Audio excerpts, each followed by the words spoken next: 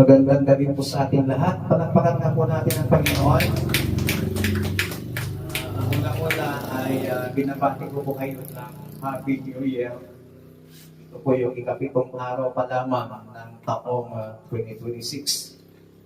Kumusta po ang ating mga New Year, mga kapatid? Ngayon po ay darako tayo sa mensahe ng ating Panginoon sa aklat ng Psalm 118, verse 24, basahin ko po sa magandang balita Biblia.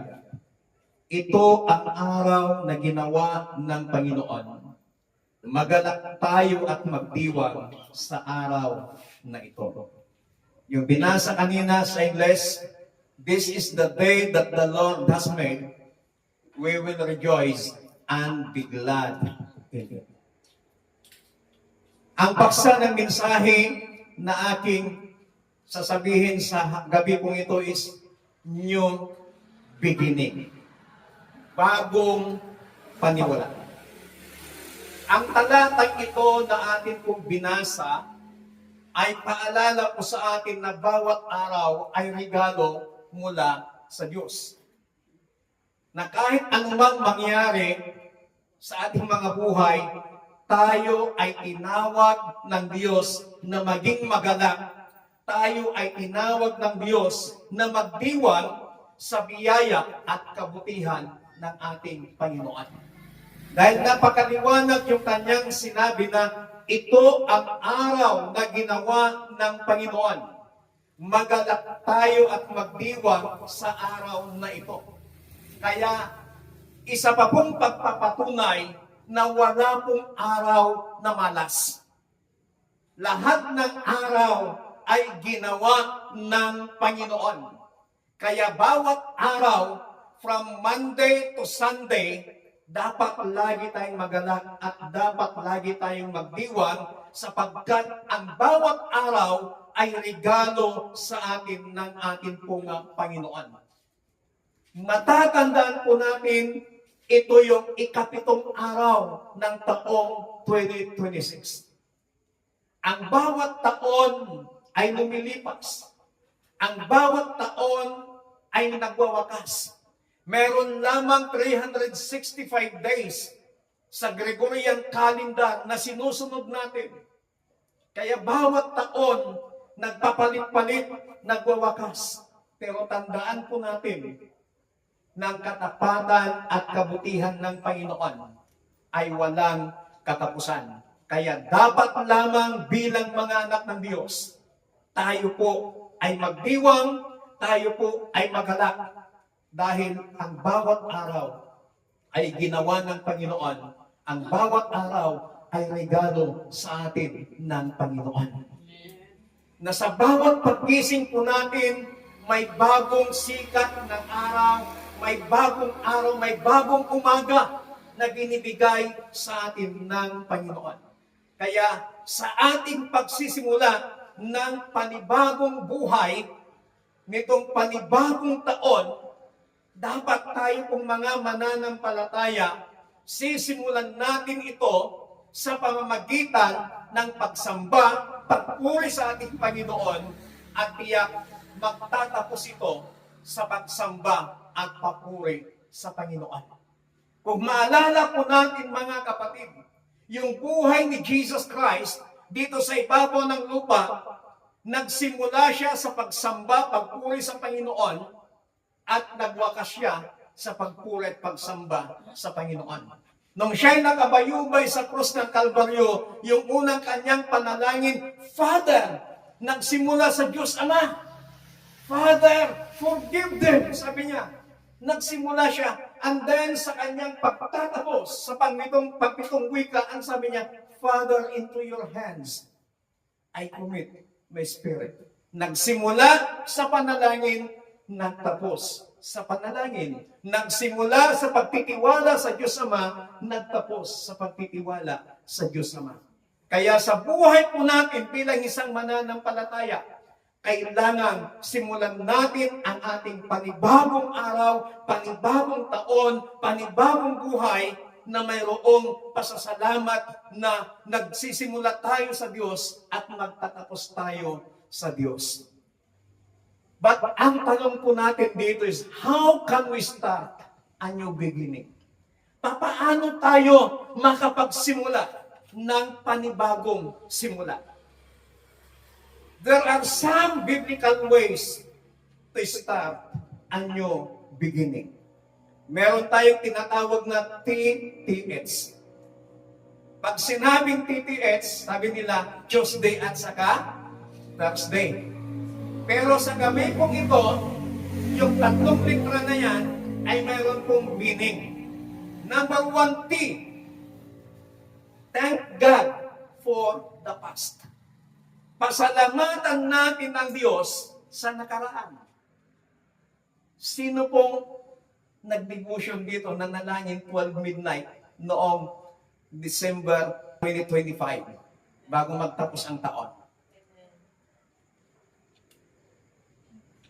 Dahil mag-isa lang ako sa bahay, nilabas ko yung keyboard, nag-keyboard ako, umawit, nag-worship sa Panginoon, hindi ko namalayan na nanalangin na pala ako. Hindi ko namalayan, umabot pala ako ng mahigit 1 oras.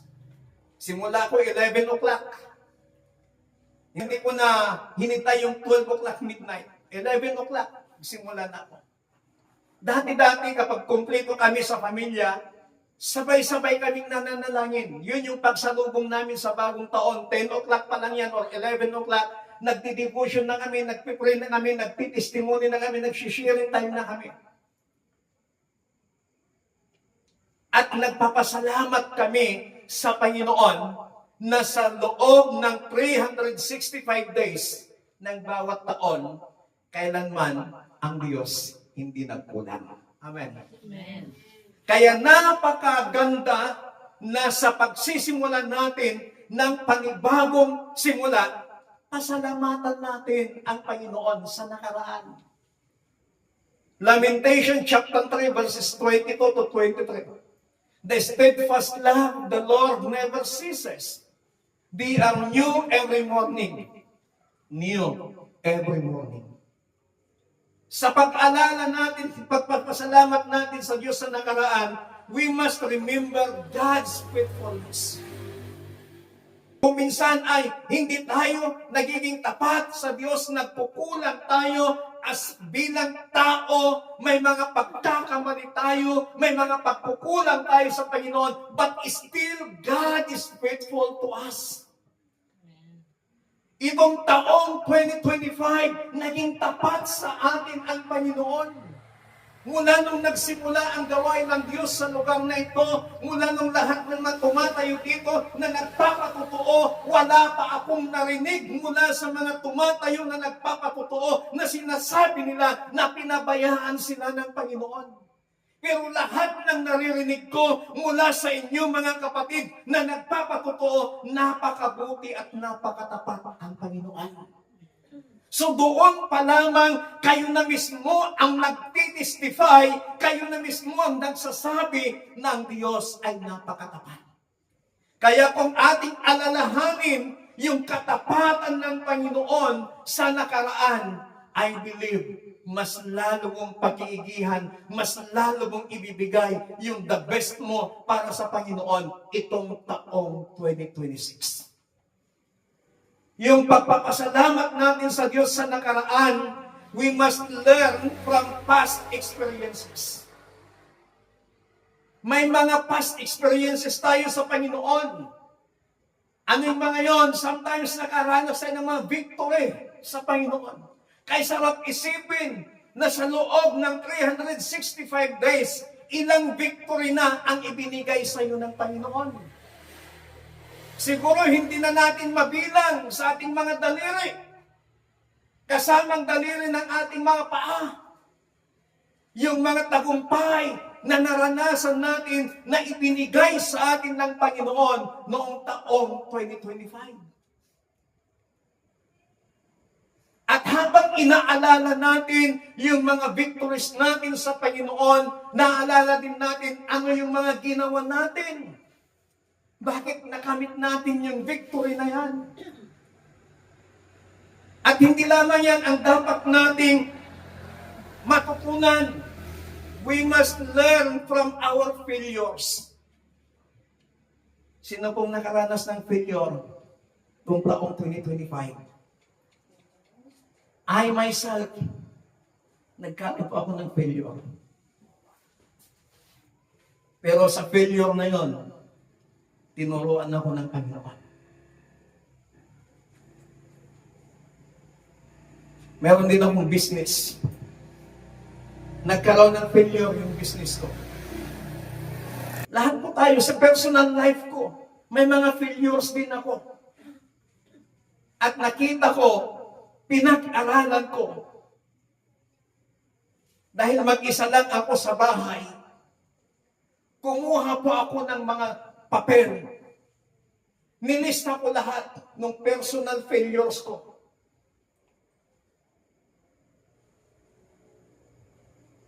At habang nililista ko yun, umiiyak po ako. And then, meron akong natutunan sa mga failures na yun. At alam niyo ba, ang prayer ko sa Panginoon, Lord, yung mga failures ko, itong taong 2025, sana hindi na maulit muli itong taong 2026. Amen. Kasi meron na akong basihan, natuto na ako doon sa failure. Kaya kung muli akong mapifailure sa personal na buhay ko, ibig sabihin, wala akong natutunan sa past failures ko.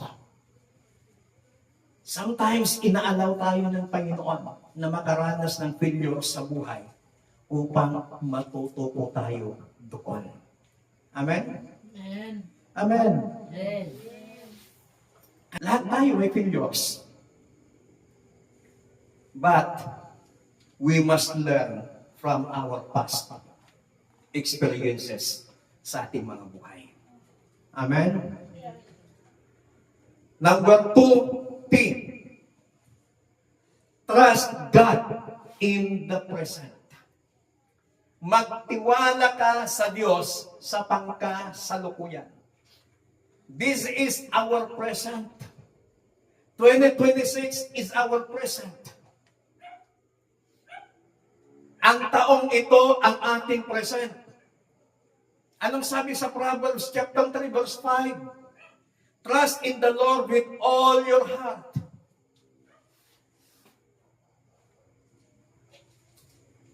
In all your ways acknowledge Him, and He shall direct your path. Tinuturuan tayo ng salita ng Panginoon na magtiwala sa Kanya. Tinuturuan tayo ng ating Panginoong Diyos na dapat tayong magtiwala sa Kanya. We must trust in the Lord always. Sa bawat araw ng ating buhay, ipagkatiwala natin sa Panginoon.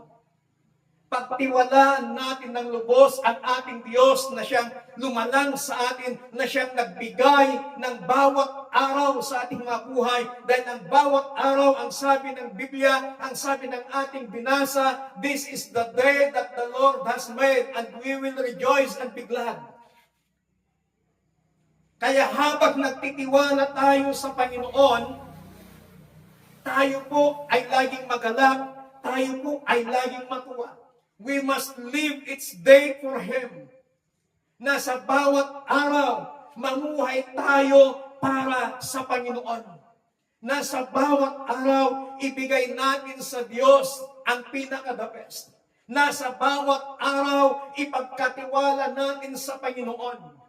Paggising natin sa umaga, Lord, ipinagkakatiwala ko sa iyo ang araw na ito. Matulog tayo sa gabi, Panginoon, ipinagkakatiwala ko sa iyo ang gabing ito. Ingatan mo kami sa magdamag na ito. At kapag sinimulan po natin ng pagtitiwala sa Panginoon, ang bawat galaw po natin, kapatid, sa maghapong yan, wala kang magiging pag-aalala sa lahat. Kasi pinagkatiwala mo na sa Panginoon. We must walk in obedience and gratitude. Kailan lumakad tayo ng may pagsunod at pasasalamat sa Panginoon. Itong maghapong ito, bago ka matulog, Lord, salamat, iningatan mo ako sa araw na ito. Panalangin na po yun. Pagkising mo ng umaga, Panginoon, salamat, iningatan mo ako sa magdamag. Salamat sa napakahimbing na pagtulog. Salamat, Panginoon, sa bagong araw na ito. At ipinagkakatiwala ko na naman sa iyo ang buong araw na ito sa aking buhay.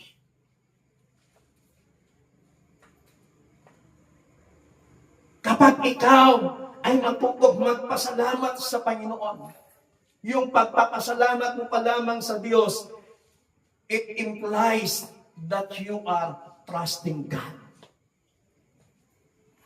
Yung pagbigkas mo ng pasasalamat sa Panginoon, nagpapakita ng pagtitiwala mo sa Panginoon. Pangatlo at ang panghuli, sa little H, hope in God for the future. Jeremiah 29:11. For I have known the plans for you, plans to prosper you and not to harm you. Umasa sa Diyos para sa hinaharap. Future. Hindi natin alam kung ano yung future natin. Only God knows our future.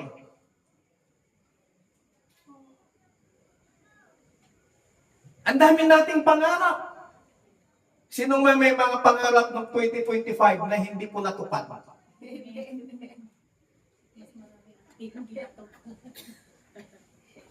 May pangarap ako ng 2025. Hindi natupad. May pangarap ako ng 2025 natupad, nagkaroon ng failure.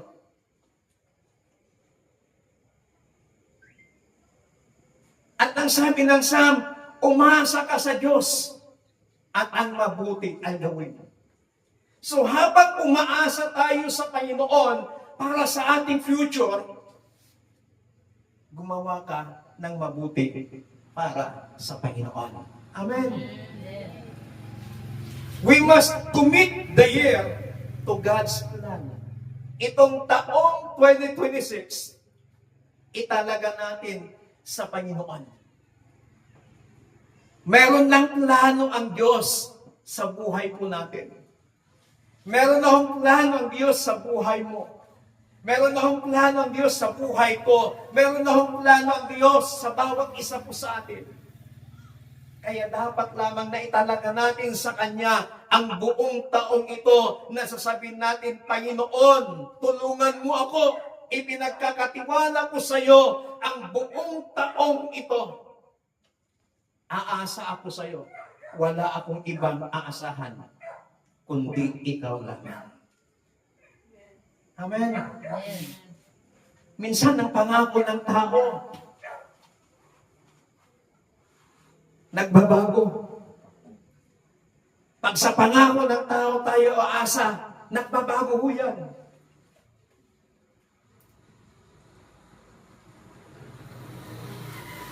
Because promises of man are made to be broken. But the promises of God are made to be fulfilled. Kaya sa pangako ng Diyos tayo aasa. Amen. Amen.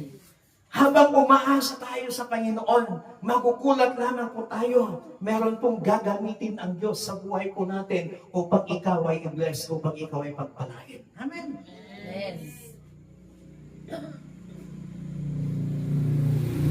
Pag sa Diyos ka aasa, ang Diyos gagamit ng mga tao para ikaw ay i-bless. Amen?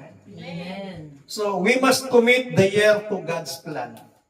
Italaga natin sa Panginoon itong taong 2026, yung future po natin. Expect His guidance and blessing. Habang tayo umaasa sa Panginoon, we must expect His guidance and blessings. Habang umaasa tayo sa Panginoon, nagbibigay siya ng guidance sa atin. Yung guidance niya through the Word of God, yung guidance niya through the pastors, through the ministers of God, yung guidance niya nangungusap sa atin through dreams,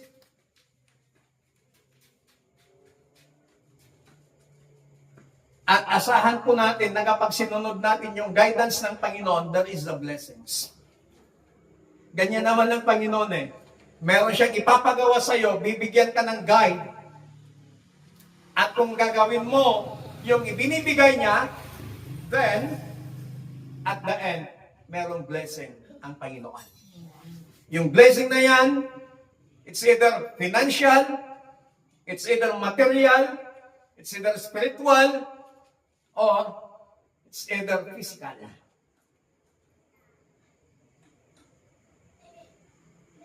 Blessing pa rin yun. Sometimes ang alam lang po natin kasing blessing, material things, financial things. But even our health, blessing from God yan. Marami kang ang pera. Halos weekly ka naman nagpapa-hospital. Wala pa rin. Eksakto nga lang yung pera mo. Pero never ka bang nag-hospital. Blessing yun sa Panginoon. Palakpakan natin ang Diyos. At habang tayo umaasa sa Panginoon, we must walk in obedience and hope. Habang umaasa tayo sa Panginoon, lumakad tayo ng may pagsunod sa Kanya. Anong sabi ng Biblia sa Psalm 37? Huwag kang mabalisa sa taong masama. Huwag mong kainggitan ang liko nilang gawa. Umasa ka sa Diyos, ang mabuti ay gawin. At ikaw ay kanyang pagpapalain. So we must walk in obedience. Lumakad tayo ng may pagsunod sa Panginoon. Ang bawat disobedience natin sa Panginoon, merong kaakibat na consequence. At ang bawat pagsunod natin sa Panginoon, meron din kaakibat na consequence. Meron tayong tinatawag in secular world, bad karma and good karma. In secular word, karma ang ginagamit. But in biblical terms, consequence. Kabayaran. Gumawa ka ng mabuti, mayroong kabayaran. Gumawa ka ng mali, mayroong kabayaran. Sumuway ka sa Panginoon, mayroong kabayaran. Sumunod ka sa Diyos, mayroong kabayaran. So we must walk in obedience to God. Habang umaasa tayo sa Panginoon, sa ating future, lumakad tayo ng may pagsunod sa Panginoon. Why? Ang Panginoon nangako, He goes before us. Sasamahan tayo ng Panginoon. Kaya sa gabi pong ito, mga kapatid, sa pagsisimula natin ng bagong simula, we must thank God for the past. We must trust God in the present. And we must hope in God for the future. A year is a gift from God. Ang bagong taon ay regalo ng Panginoon. The year may be new, but God is the same, faithful and unchanging. Sabihin natin, bagong taon, but ang Diyos ay hindi po nagbabago. He is still faithful to us. We must step into the new year with faith, hope, and a heart ready for God's new things. Kaya sa pagsisimula natin, ng bagong simula ng ating buhay itong taong 2027, we must trust God. Or we must thank God for the past. We must trust God in the present. And we must hope in God for the future. Tayo pong lahat ay tumayo.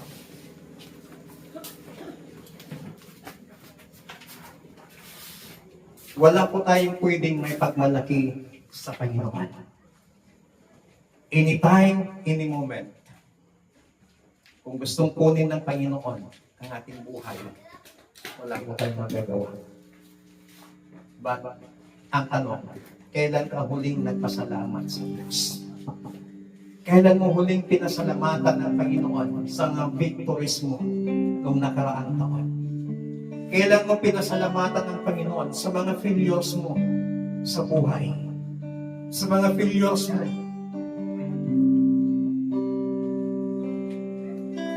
Kailan ka nagtiwala sa Panginoon? Sa mga bagay. At kailan ka umasa sa Panginoon?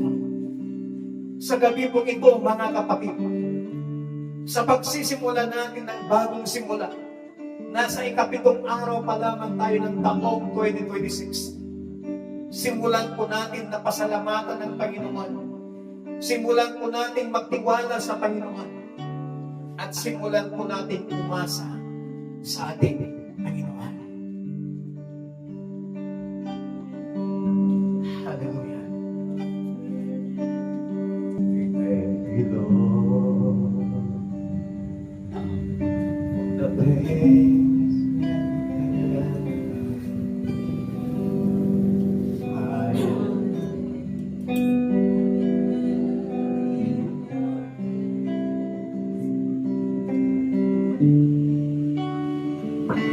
the moment that I wake up,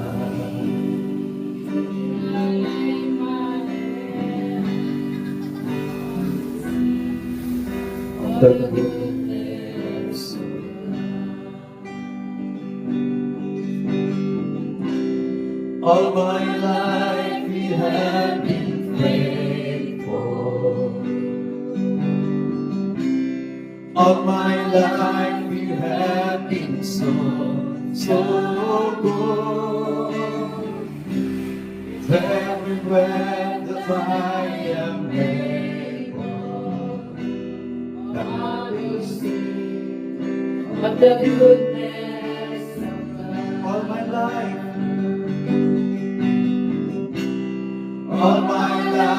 you have been faithful. All my life you have been so good. With every breath that I am able, I will sing of the goodness of God. And I will sing. And I will sing of the goodness of God. I will sing, and I will sing of the goodness of God. Hallelujah. Panginoon, sa gabing ito, salamat sa taong 2025. Salamat sa mga past victories po namin. Ipinagkaloob mo sa amin ng taong 2025. Salamat din sa mga past failures po namin, Panginoon. Ang aming mga naging tagumpay, ang aming naging mga kabiguan, Panginoon. Meron kang aral, meron kang lesson na iniwan sa amin, Panginoon. At sa gabing ito, turuan mo kami, Panginoon, na matuto mula sa aming mga tagumpay at mula sa aming mga failures. Panginoon, tulungan mo din kami na itong taong 2026, pagtitiwalaan ka namin, Panginoon. Tulungan mo kaming magtiwala sa inyo ng lubusan, magtiwala sa inyo ng buong buo, Panginoon. at tulungan mo rin kami na umasa sa inyo itong taong 2026. We have 365 days. We have 12 months, Panginoon. Tulungan mo kami na sa bawat araw na ginawa mo, matuto kaming magpasalamat sa iyo, matuto kaming magtiwala sa inyo, at matuto kaming umasa sa inyo, at matuto kaming magdiwang, magalang sa bawat araw na ginawa mo, Panginoon. Sa gabi pong ito, dakilang Diyos, inanyayahan namin ng iyong banal na Espiritu ang siyang patuloy na manahan sa aming mabuhay. Take control, take complete of our life, O precious Holy Spirit. Kayo ang siyang patuloy na kumilos sa aming mabuhay. Na kapag kami umasa sa iyo, kapag kami magtiwala sa inyo, at kapag kami magpasalamat sa inyo, Panginoon, wala kaming dapat ipangamba, wala kaming dapat ikatakot, because He will go. Sasamahan mo kami, Panginoon, gaya ng iyong mga sinabi sa iyong masalita. Salamat po ng marami, pagpalain po niyong bawat isa sa gabi pong ito. Salamat sa iyong masalita. In Jesus Christ, my name we pray. Amen. Palakpakan po natin ang Panginoon. Happy New Year po ulit sa ating